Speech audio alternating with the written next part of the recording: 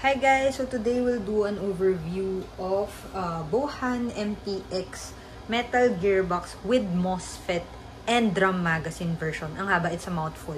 But yeah, yun yung meron dito. Meron din tayo ng nylon gearbox version nito. Sa appearance, same lang siya.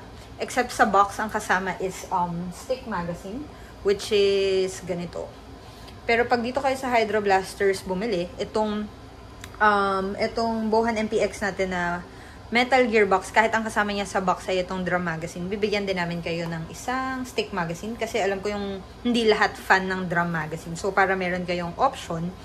Tapos, pag bumili ka naman ng nylon version na stick magazine yung kasama, bibigyan naman namin kayo ng free drum magazine. Para, wala lang, para kompleto. Tapos, meron din kami nung lihoy just to let you guys see. Ito naman siya. So, para lang makompare nyo. Ayan, ganyan siya.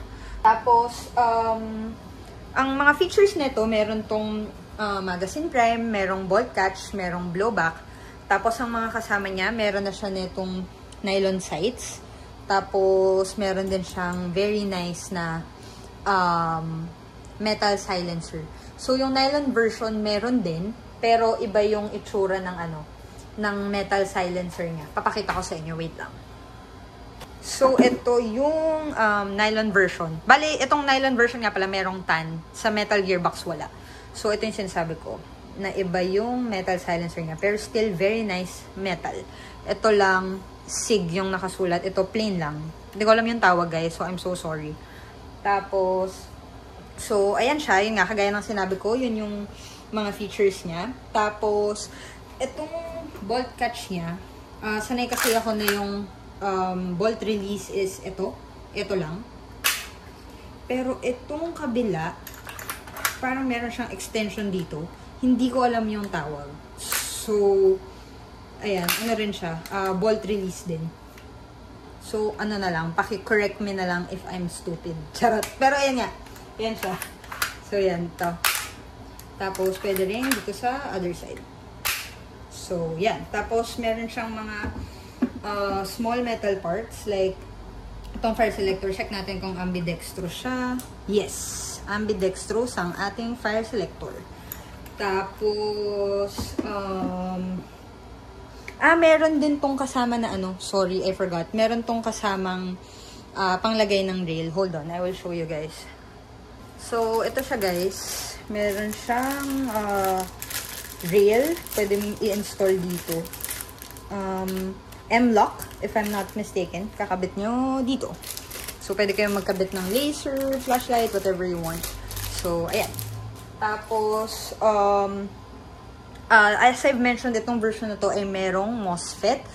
Hindi ko sure kung napanood nyo na yung previous episode namin na Bohan SLR V3. Hindi ko sure kung same yung MOSFET na ginamit, pero same yung kakayanan niya. So, ganun din. Yung semi, pwede mo gawing binary mode. Yung pag pinul yung trigger, magsushoot. Pero upon releasing, magsushoot siya ulit. So, twice siya magsushoot.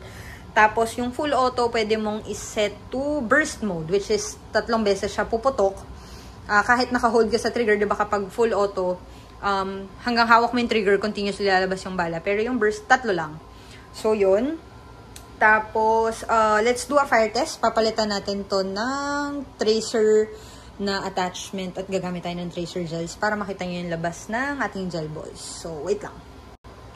So, guys, tinanggal ko to para magkabit saan ng tracer suppressor natin. Pero, naalala ko, i-mention yung dito. So, ang battery compartment nga pala nito is dito, sa handguard niya. So, ikutin nyo to dito. May pindutan siya, guys. Kasi kung kagaya ko kayo, hindi kayo katalinuhan. Ipagpipilitan nyo lang i-shoot dito yung battery. At very, very frustrating siya. So, binasa ko yung manual. May ganun naman pala eh. Ipindutin nyo lang to. Tapos, mapupush out ninyo itong handguard. Sorry guys, iniwasan ko kasi yung camera. Baka malaglag yung iPhone 16 Pro Max kung hindi pa ba yan. Wait lang. So, ayan. Welcome back. Nandaya na ako. Ginamitan ko siya ng ballpen. So, pupush nyo to para ma-push out itong handguard. So, ayan siya. Tada! ayan yung wire. Tapos, so XT30 siya. Ayan. Tapos, kapag meron kasi itong built-in na hop-up. So, ayan siya. Ito ko sa inyo. Ayan. Hindi siya adjustable.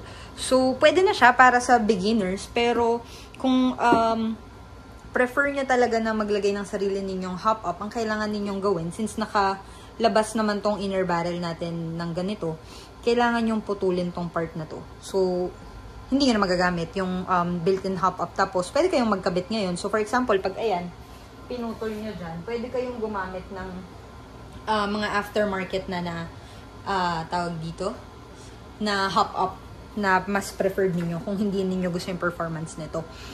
Tapos, ano pa ba? Yun lang, fire test na tayo. Makalimutan ko yata i-mention na meron din siyang automatic pre-feeding. So, pag nakakonect na kasi yung battery natin, tapos nakabit ko na rin yung tracer, pag pinasok natin tong magazine at na-recognize na siya ng MOSFET natin, tutunog na siya. Automatic. Pag sumot. Panis.